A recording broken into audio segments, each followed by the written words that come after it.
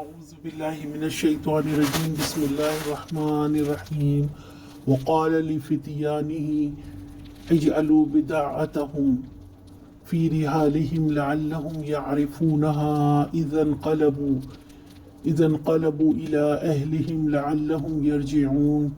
یوسف علیہ السلام نے اپنے غلاموں کو اشارہ کیا کہ ان لوگوں نے غلے کے عوض جو مال دیا ہے وہ چپکے سے ان کے سامان میں ہی رکھ دو۔ یہ یوسف علیہ السلام نے اس امید پر کیا کہ گھر پہنچ کر وہ اپنا واپس پایا ہوا مال پہچان جائیں گے یا اس فیاضی پر احسان مند ہوں گے، اور عجب نہیں کہ پھر پلٹے۔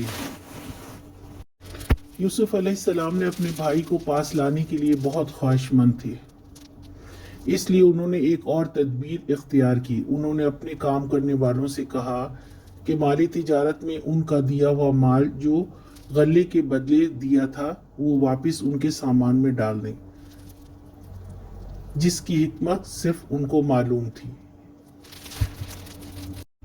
یوسف علیہ السلام نے سوچا قحط کا زمانہ ہے، ہو سکتا ہے ان کے پاس مزید مال نہ ہو غلہ خریدنے کے لیے۔ جب وہ گھر پہنچے تو اس مال کو پا کر اسے لوٹانے آ جائیں یا پھر اس مال سے دوبارہ اناج خریدنے آ جائیں، اور اس طرح وہ اپنے سگے بھائی سے مل سکیں۔ آج کا سوال، یوسف علیہ السلام نے دوسری کیا ترکیب کی بھائی کو لانے کے لیے؟